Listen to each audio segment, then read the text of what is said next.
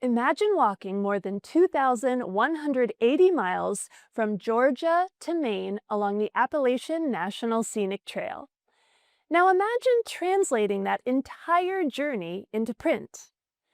In the printed walk, book artist Lindsay Schmittle does exactly that, creating a series of letterpress prints that she calls visual interpretations of her 2017 thru-hike. Hi, I'm Ashley Rose Young, and I'm the American History Curator in the Rare Book Division. Let's take a closer look at this amazing piece together. From the beginning, Schmittle set out with a plan, not just to hike the trail, but to turn it into a work of art. As she moved through 14 states, she collected materials from the landscape itself: charcoal, mica, and clay, anything that could be transformed into pigment. Back in the studio, she mixed these elements into her inks, creating a palette quite literally made from the trail. In one print, she uses charcoal gathered from areas impacted by the 2016 wildfires to render the hills of North Carolina and Tennessee.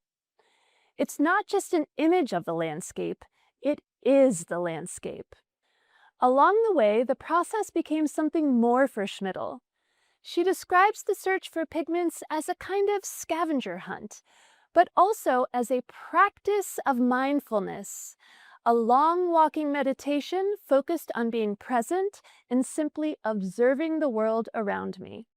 Daily life on the trail, she found, was surprisingly simple: eat, sleep, hike. Her compositions reflect that rhythm, pared down, deliberate, and repetitive. But the natural world around her was anything but simple. Towering trees, vast ridgelines, and shifting weather all shaped her experience.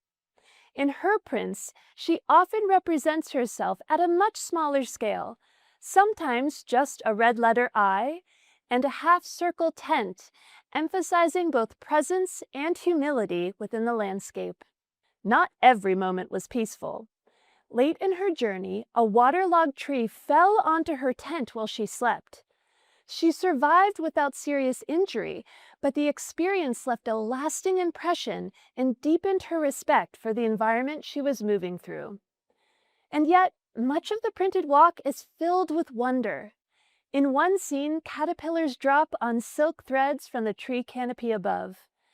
In another, hillsides bloom with white flowers, so striking that Schmittle compared the moment to Dorothy wandering through the poppy fields in The Wonderful Wizard of Oz.